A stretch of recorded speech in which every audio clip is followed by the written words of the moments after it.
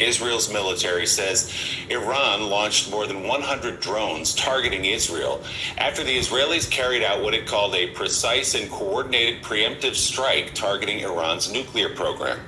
Israel's defense forces say its opening wave of attacks hit dozens of military installations, including nuclear sites, across multiple regions in Iran, killing Iran's most senior military official and 2 other leaders. Now, Iranian state media is reporting a new round of Israeli strikes near an air base and an airport. In a video message posted to social media, Israel's military chief said the operation was launched because, quote, Israel could not wait another moment to act. In Washington, Secretary of State Marco Rubio described Israel's strikes as unilateral, emphasizing the United States is not involved. He added the Trump administration has taken steps to protect American forces and remains in close contacts with regional allies. जय हिंद दोस्तों, global affairs में आप सभी का स्वागत है और मैं हूं साइमन। इसराइल ने सेकेंड अटैक लॉन्च किया कल देर रात को और इसने 200 साइट्स पर अटैक किया है with a series of swarm drone attack, missile attack. उन्होंने F-35 एडर, जिसको इसराइल और यूएस ने बनाया था, इन जेट्स का यूज़ किया और ईरान पर मैसिव अटैक किया। उनके की मिलिट्री फिगर मारे गए हैं, उनके की न्यूक्लियर साइंटिस्ट मारे गए हैं। इसने ईरान को बहुत नुकसान पहुंचाया है।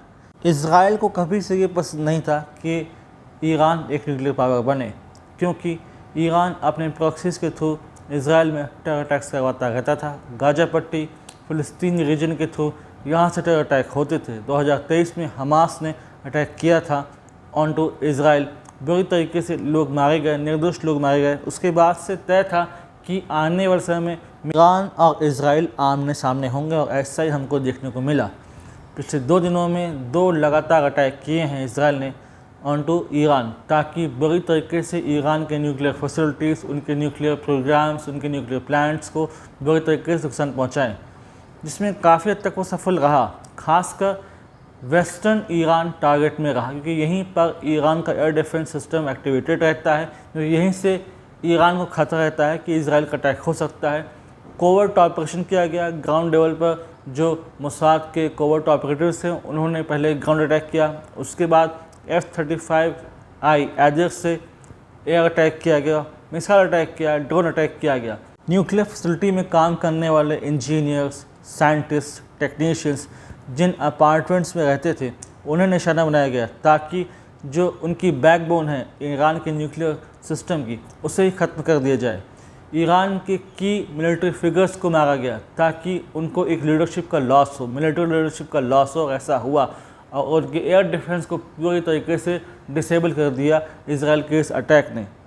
यानी कि जो दूसरा अटैक था वो मैसिव था। इसी अटैक में नतान्स, फर्दो और एस्फहान फैसिलिटी को टारगेट बनाया गया, क्योंकि इनमें अलग अलग प्रकार का एक्टिविटी होती थी।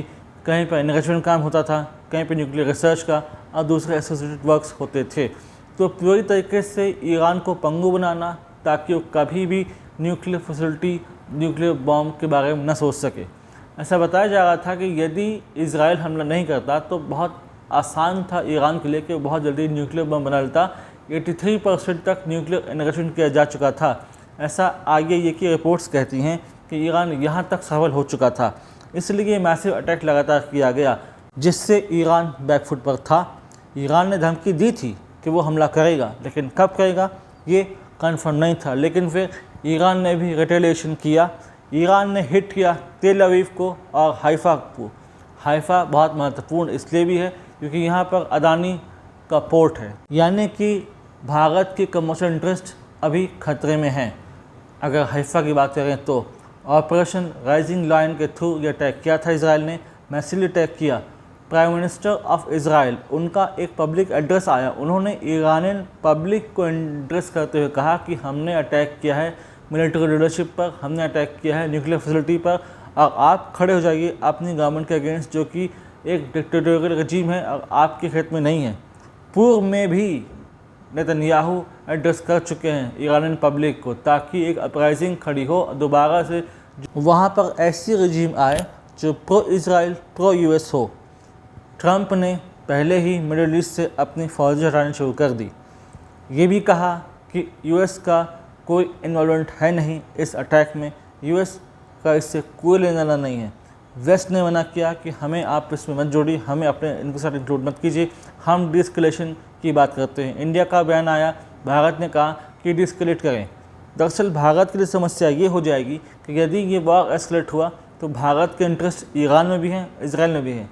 हाइफा पोर्ट इजराइल में है तो चाबहार पोर्ट ईरान में है, यानी दोनों ही जगह भारत के व्यापारिक हित खतरे में हैं, चाहे हाइफा को नुकसान हो या चाबहार को।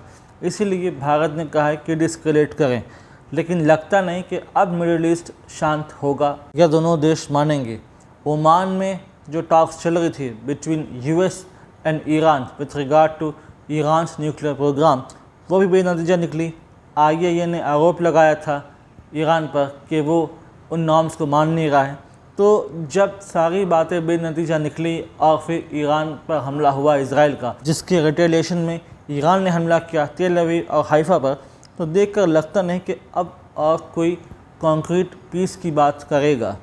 जब तक इजराइल इस बात पर संतुष्ट नहीं होता कि ईरान को सब्सटेंशियल नुकसान वो पहुंचा चुका है, उनके nuclear facility, research centre, enrichment facility को नुकसान पहुंचा चुका है, वो रुकेगा नहीं। क्योंकि ये इजराइल डिटरमाइंड है कि किसी भी तरीके से ईरान को न्यूक्लियर बम नहीं बनाने देना है, क्योंकि ईरान को पोटेंशियल थ्रेट मानता है। अपने प्रॉक्सी के थ्रू ईरान ने हमले करवाए हैं। हमास को उसकी बैकिंग है, हिजबुल्लाह को उसकी बैकिंग है, हूथीस को उसकी बैकिंग है। इसीलिए पहले इजराइल ये इंश्योर करेगा कि ईरान को वो इस स्थिति में लाए कि वो सबसे पहले इन प्रॉक्सी ग्रुप का साथ देना छोड़े, इनको बैक करना छोड़े, न्यूक्लियर फैसिलिटी, अपने न्यूक्लियर प्रोग्राम की जिद को छोड़े, और ऐसी कोई रिजीम आए, कोई ऐसी रिजीम वहाँ पर आए जो प्रो इजराइल, प्रो यूएस हो, जिनसे बात की जा सके, जिनके साथ पीस हो सकती है, जिनके साथ कॉर्डियल रिलेशन हो सकते हैं। यानी कि तब तक युद्ध का दंश झेलना पड़ेगा मिडिल ईस्ट को। इसमें ईरान का नुकसान है, इजराइल का नुकसान है, क्योंकि अंत में आम नागरिक ही मारे जाते हैं, ना कि नेता।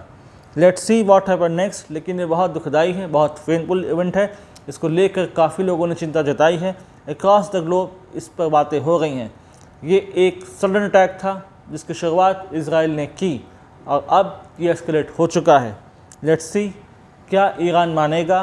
ईरान ने हमला तो कर दिया है, अब इसका भी रिटेलिएशन होगा। इजराइल फुल फोर्स के साथ फिर अटैक करेगा, और इतना तय है कि इस अटैक में ईरान को ही नुकसान होने वाला है, क्योंकि इजराइल के पास मिलिट्री सुपीरियरिटी है, ईरान के पास सीमित रिसोर्सेज हैं।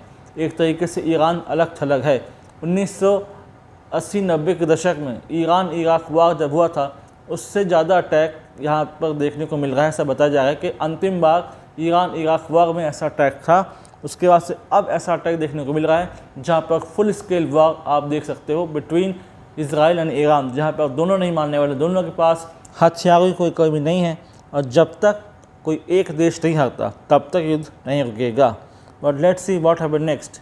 कौन पीछे हटता है, ईरान या इजराइल, ये समय ही बताएगा, और तब तक काफ़ी नुकसान मिडिल ईस्ट झेल चुका होगा।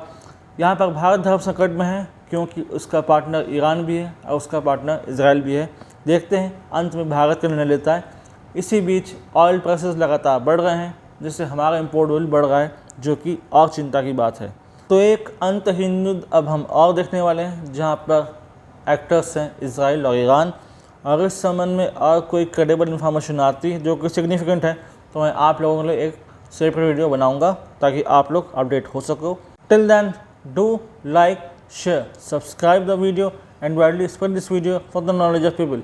यदि आप हमसे जुड़ना चाहते हैं तो आप इंस्टाग्राम, टेलीग्राम के थ्रू हमसे जुड़ सकते हैं। इसका लिंक डिस्क्रिप्शन है, आप जाइए, प्रोपेगेट कीजिए वीडियो और लोगों को बताइए क्या चल रहा है मिडिल ईस्ट में। Thanks for watching. जय हिंद, जय भारत।